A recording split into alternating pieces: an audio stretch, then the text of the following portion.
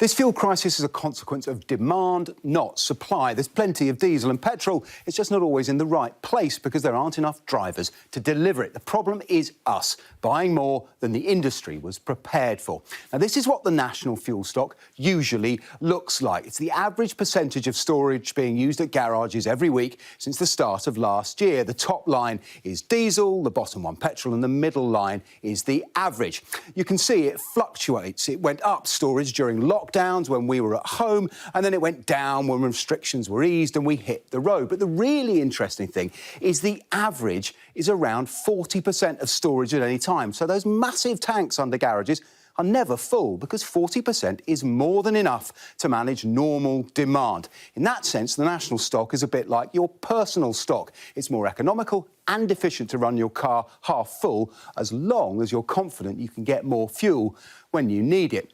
Now, this is what normal sales look like over the same period. The blue line is the average weekly sales at a sample of the UK's filling stations. The green line, the pre-COVID average. And again, sales fell sharply during lockdown 1, but by last month they were nudging back to 17,000 litres a week. That's 92% of pre-lockdown levels. Of course, last week sales went through the roof. The Petrol Retailers Association says as a consequence, while deliveries are now getting through, 37% of its forecourts, that's up to 2,000 sites, still have no fuel. The problems began last Friday when HSBC says it processed 50% more payments at petrol stations than the week before, with the average spend increasing from £20 to £30. And Halfords says it sold 17 times more jerry cans than normal at the weekend.